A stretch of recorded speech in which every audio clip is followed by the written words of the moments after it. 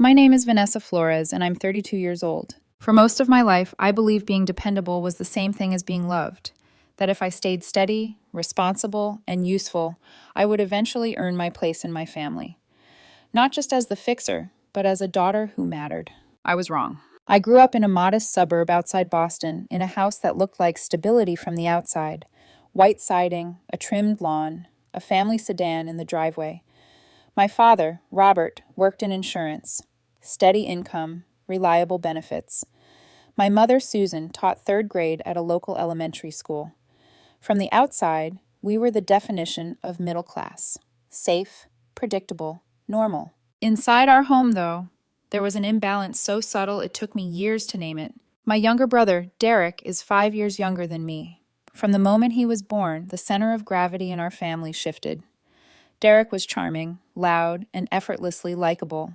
I was quiet, serious, and observant. He struggled academically, but had charisma. I excelled academically, but never demanded attention. At first, I didn't resent him. I adapted. I learned early that praise wasn't distributed evenly. It was earned differently. Derek earned celebration. I earned expectation. I remember my high school graduation with painful clarity. I was valedictorian. I had earned a partial scholarship to Boston University's competitive engineering program. I'd worked for years, late nights, weekends, summers, to get there. My parents attended the ceremony. They clapped, they smiled. Then we went to Applebee's for dinner. No extended family, no speeches, just a card with $50 inside and a reminder to keep my grades up in college. 2 weeks later, Derek's baseball team won a regional tournament. My parents threw a backyard barbecue, invited relatives, bought decorations, took photos, bought Derek a brand new gaming system to celebrate his hard work. I remember standing near the grill, holding a paper plate, watching everyone congratulate him while my own achievement had faded into the background like old news. That was my first lesson in what I'd later call the enthusiasm gap. College made the imbalance impossible to ignore. Despite my scholarship, I still had significant tuition to cover. My parents contributed what they said they could, about a quarter of the cost, and made it clear I was expected to handle the rest. I took out modest loans and worked 3 part-time jobs. Mornings at a coffee shop, evenings at the campus library, weekends doing construction work with my uncle. I slept 4 hours a night. I lived on caffeine and determination. I graduated with minimal debt and a resume packed with experience. Derek's college life looked nothing like mine. Despite mediocre grades, he attended a private university with tuition nearly double mine. My parents paid for everything: tuition, room, meal plans, even spending money. When I asked my father once how this made sense, he sighed as if I were the unreasonable one. "Derek isn't as independent as you, Vanessa," he said. "He needs more support." What he didn't say, but what I understood, was that independence disqualified me from care. After graduation, I discovered I had a natural talent for construction management and project coordination. I saved relentlessly from my entry-level job, took night classes in business administration, and at 26, launched Flores Contracting. Those first 2 years nearly broke me. 80-hour work weeks, sleeping on a mattress in my office to save rent, no vacations, no dating. Every dollar went back into the business. I told myself this was temporary. That sacrifice would eventually pay off. Meanwhile, Derek bounced between jobs, never staying anywhere longer than a few months. He said he was finding his passion. Mostly he was finding bars and parties. When he turned 25, he announced he wanted to open a sports memorabilia store. He had no retail experience, no business plan, no savings. My parents refinanced their house to give him $75,000 in startup capital. The business collapsed in 8 months. Derek blamed the location, the economy, online competition, everything except his own mismanagement and his habit of giving away inventory to impress friends. My parents wrote off the loss with barely a word of criticism. Around that time, my father suffered a minor heart attack. Insurance covered most of it, but there was still a $30,000 gap for surgery and follow-up care. I paid it without hesitation. They thanked me, but not with gratitude, with expectation. That moment set the pattern. I became the family's financial safety net. Sunday dinners turned into informal briefings on Derek's next big idea. My business successes were acknowledged politely, then brushed aside. Derek's failures were treated as learning experiences. When my parents mentioned struggling with their mortgage due to rising property taxes, I didn't wait to be asked. I set up an automatic monthly transfer, $2,800 a month, money I could have reinvested, saved, used to buy my own home. I told myself this was love. I told myself family meant sacrifice. What I didn't realize, what I refused to see, was that my generosity had become an assumption, a guarantee, a resource they planned around. So when I received a call from Thomas Wilson, my parents' attorney, asking me to attend an estate planning meeting, I wasn't worried. I thought, finally, this would be the moment my years of support were acknowledged. I couldn't have been more wrong. Because that meeting wasn't about balance. It was about erasure. And I was walking straight into it without a clue. Friday arrived gray and heavy, the kind of day where the sky presses down on you without rain. I drove into downtown Boston with a tightness in my chest I couldn't explain away. The law office sat inside a sleek glass building, polished, expensive, intimidating in that quiet way meant to remind you who holds power. I dressed carefully. Dark jeans, a pressed button-down. Construction work didn't require polish, but meetings like this did. I wanted to look composed, equal, worthy. The receptionist directed me to conference room 3. The moment I stepped inside, my stomach dropped. My parents were already seated on one side of the long mahogany table. Too straight, too still. My mother's hands were folded tightly in her lap. My father stared at the tabletop like it had offended him. Beside them sat Derek, fidgeting with his watch, a brand I knew he couldn't afford. At the head of the table sat Thomas Wilson, neat stacks of manila folders arranged with clinical precision. "Vanessa, thank you for coming," he said, gesturing to the empty chair across from my family. "Now that everyone's here, we can begin." The room felt cold despite the spring warmth outside. Abstract art, corporate blues and grays, hung on the walls, chosen to look expensive without meaning anything. I sat down slowly, waiting for someone, anyone, to meet my eyes. No one did. "As you know," Wilson began, "we're here to discuss Robert and Susan's estate planning. They've made some decisions they want to communicate clearly while everyone is present." He opened the top folder. "I'll be direct," he continued. "Your parents have decided to place all their assets in Derek's name, with him designated as the sole beneficiary of their estate." For a second, I thought I'd misheard. "I'm sorry," I said. "What?" Wilson didn't flinch. "Their house, investment accounts, insurance policies, and personal property will transfer to Derek upon their passing." I turned to my parents. My mother's lips trembled, but she still wouldn't look at me. "And you, Vanessa," Wilson added, "will receive your father's baseball card collection and your grandmother's recipe book, as specifically requested by your mother." Baseball cards. A recipe book. The room tilted. "This is a joke," I said, my voice thin. "It has to be." My father finally looked up. "Vanessa," he said carefully, like he was handling glass, "we've thought about this a lot. You're successful. You've built a business.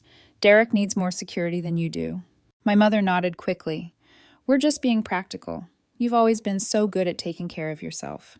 There it was again, the compliment that erased me. I turned back to Wilson. "Can you explain exactly what assets we're talking about?" He nodded and began listing them, his voice calm, methodical. The house, valued at approximately $650,000. The investment accounts, totaling around $180,000.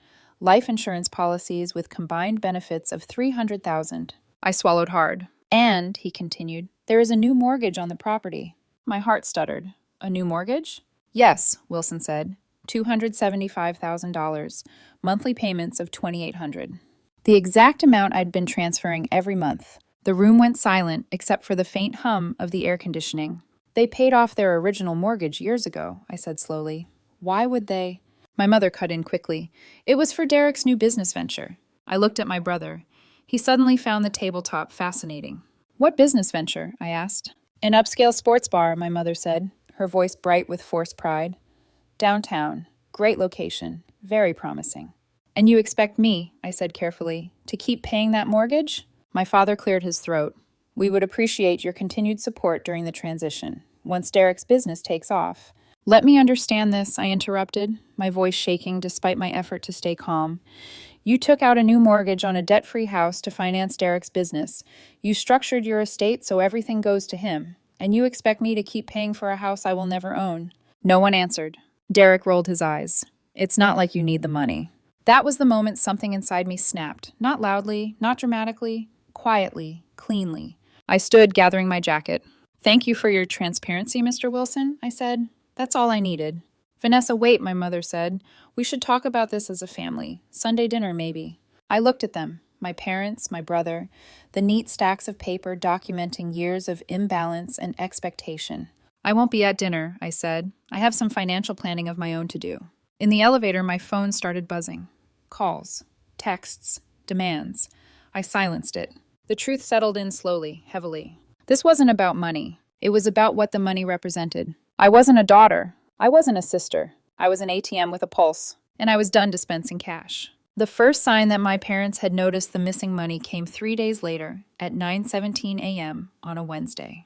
I remember the time because I was standing in the middle of a half-finished kitchen renovation, watching an electrician explain a wiring issue, when my phone began vibrating nonstop in my pocket. I ignored it until the meeting wrapped up. When I finally checked the screen, there were 6 missed calls from my mother and 1 voicemail from my father. The text preview alone made my chest tighten. "Vanessa, there must be a banking error. The transfer didn't go through." I didn't respond. Instead, I drove back to my office, closed the door, and pulled up my bank account. The automatic transfer was gone. Clean. Final. No accident. No mistake. Oh. For the first time in years, the numbers on my screen felt like they belonged to me. The phone rang again. I let it go to voicemail. "Vanessa," my father said, his breathing loud and uneven, "this childish behavior stops now. You have responsibilities." Responsibilities. I laughed out loud, alone in my office. I didn't call back immediately. I needed facts before emotion. I pulled every financial record I had. Transfers, wire confirmations, checks, receipts. I laid them out in chronological order, year by year. The total made my stomach drop. Over $175,000 in 5 years. College tuition contributions for Derek when my parents fell short. Medical bills, home repairs, emergency cash, monthly transfers, first $1,500, then $2,800. Money I could have used to expand my business, buy property, build security. As I scrolled deeper through statements, something caught my eye. Large withdrawals from my parents' account, always the day before deposits appeared in Derek's personal account. My blood went cold. They hadn't just relied on me. They'd been funneling my money to him. I leaned back in my chair, staring at the ceiling, feeling something heavier than anger settle into my bones. Betrayal doesn't always arrive loudly. Sometimes it shows up as math that finally makes sense. That afternoon, I called my financial advisor and scheduled an emergency review. I locked down accounts, updated authorizations. If my family was willing to manipulate money behind my back, I wasn't taking chances. Then I did something that terrified me. I called my parents. My mother answered on the first ring. "Oh, thank God," she said. "Vanessa, there's been some kind of mistake." "There's no mistake," I said calmly. "I canceled the transfers." Silence. "What?" she whispered. "But the mortgage is due in 2 days." "I know." She inhaled sharply. "Is this because of that meeting? Are you punishing us?" I couldn't help it. I laughed. Short, humorless. "You refinanced your house without telling me, used my money to fund Derek's business, and wrote me out of your will," I said. "That's not a perceived slight. That's a calculated decision." I heard muffled voices. Then my father took the phone. "What the hell do you think you're doing?" he snapped. "Your mother is crying." "I'm establishing boundaries," I said, something I should have done years ago. "You can't set boundaries with your parents," he shouted. "We raised you." "And I paid you back," I replied evenly, 10 times over. The call devolved quickly. Threats, guilt, raised voices. It ended with my father saying, "If you don't fix this, don't bother coming to Sunday dinner again." "That works for me," I said. "Goodbye." The pressure campaign began immediately. Daily calls, long texts, voicemails soaked in tears and accusation. Then it escalated. A colleague pulled me aside at a job site. "Your mom called," he said carefully.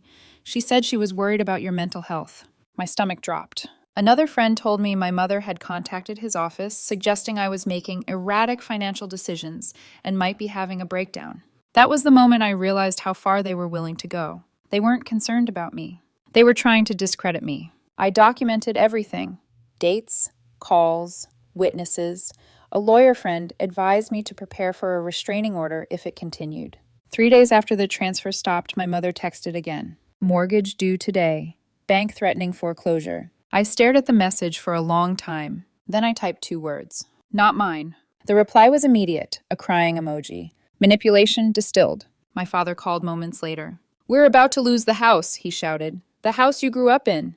"The house you mortgaged for Derek without telling me," I said quietly. "The house that's going to him anyway." They showed up at my workplace, caused scenes, tried to corner me. I didn't cave. For the first time in my life, I chose myself, not out of spite, but survival. And while I didn't know yet how badly things would unravel for them, I knew one thing with absolute certainty. The account was closed, and I wasn't reopening it. The silence that followed my last no was almost unsettling. For weeks, I'd braced myself for nonstop calls, surprise visits, another attempt to corner me into compliance. Instead, there was a sudden lull, like the moment after a storm when everything goes eerily still. That quiet didn't mean peace. It meant collapse. I heard the first real update through my Aunt Emma, the only relative who had always checked in without an agenda. She called one evening while I was closing up my office. "I wanted you to hear this from me," she said carefully. "Your parents missed 2 mortgage payments." I closed my eyes. "The bank started formal foreclosure proceedings," she continued. "They've been given a deadline." I felt a strange mix of grief and relief twist together in my chest. I hadn't wanted this outcome, but I hadn't caused it either. "And Derek?" I asked. She hesitated. "The sports bar isn't doing well, at all. He took a part-time management job somewhere else just to cover basics."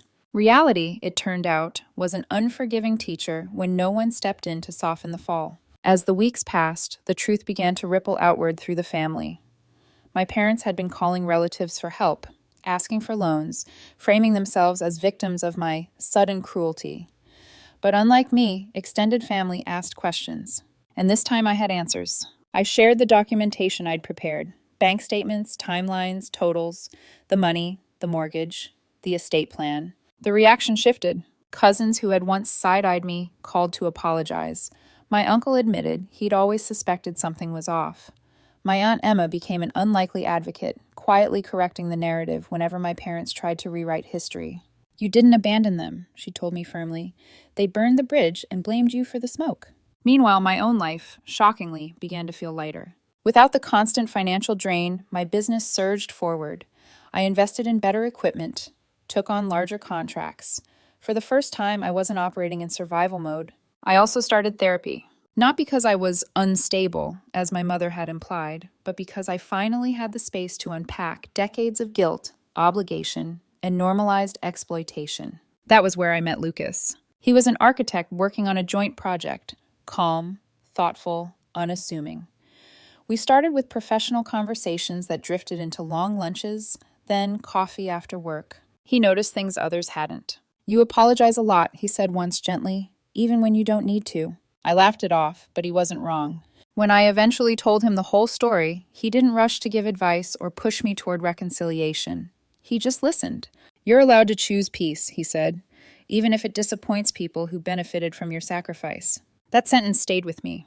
The turning point came unexpectedly, a handwritten letter from my father. I stared at the envelope for a long time before opening it, half expecting another guilt trip. Instead, I found something I'd never received from him before: accountability. He wrote about regret, about how my parents had leaned on my competence instead of nurturing me, about the estate plan being the culmination of years of imbalance. They were selling the house, he said, downsizing, living within their means.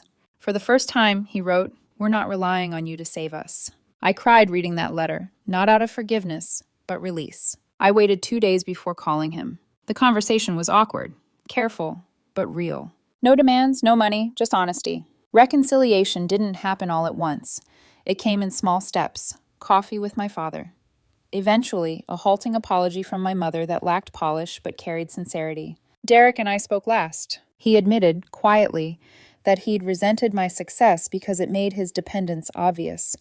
He didn't ask for forgiveness. He didn't expect anything. For the first time, he stood on his own. That mattered. By the end of the year, my parents had moved into a small condo. I helped with a one-time down payment, not as obligation, but as choice. Boundaries were clear. They respected them. And life finally felt balanced. But the biggest change wasn't financial. It was internal. I no longer confused sacrifice with love. And for the first time, I understood that walking away wasn't abandonment. It was survival. Healing didn't arrive with fireworks. It came quietly, through consistency, restraint, and the absence of chaos I'd once mistaken for connection. My parents didn't suddenly become different people. They were still awkward, still defensive at times, but the entitlement was gone. The assumption that I would always catch them before they fell had finally disappeared. We rebuilt slowly. Coffee with my father once a week turned into a ritual, not to discuss money or logistics, but life, his consulting projects, the books he was reading, the things he'd never had space to talk about when everything revolved around Derek. My mother's apology came later, and imperfectly. She cried, she rambled, she backtracked once or twice. But she didn't ask for anything. That mattered. Derek surprised me most. Without the safety net, he changed. Not overnight, not dramatically, but steadily. The failure of the sports bar humbled him in a way nothing else ever had. He started asking questions instead of making declarations, listening instead of deflecting. When he told me he was seeing someone new, a woman who challenged him, who didn't admire excuses, I smiled. It felt like growth, not performance. As for me, life expanded into spaces I didn't know I'd been denying myself. My business thrived without the constant drain. I bought my own home, nothing extravagant, but entirely mine. I slept better, laughed more, breathed easier. And Lucas stayed. Through every boundary, every doubt, every moment I questioned whether I was being too harsh or not harsh enough. He never pushed, never pulled. He just stood beside me. When he proposed one quiet evening in our backyard, city lights glowing in the distance, it didn't feel like a dramatic turning point. It felt like peace choosing me back. The wedding was small, intentional, no spectacle, no performance, just people who showed up because they wanted to, not because they felt obligated. My father walked me down the aisle, his hand trembling. My mother cried, not with manipulation, but genuine emotion. Derek smiled from his seat, pride replacing entitlement. I didn't invite them because I'd forgotten the past. I invited them because I'd rewritten the future. Marriage didn't erase the scars, but it reframed them. Lucas loved me without expectation, without transaction, without conditions. For the first time in my life, I wasn't valued for what I could provide. I was valued for who I was. Today, as I sit in the home Lucas and I designed together, I finally understand something that took me decades to learn. Love doesn't demand your depletion. Family isn't proven through sacrifice alone. And boundaries aren't punishments, they're instructions. My family isn't perfect, neither am I. But our relationships are no longer built on guilt, obligation, or unspoken debts. They're built on honesty, respect, choice. And that, after everything, is more than enough.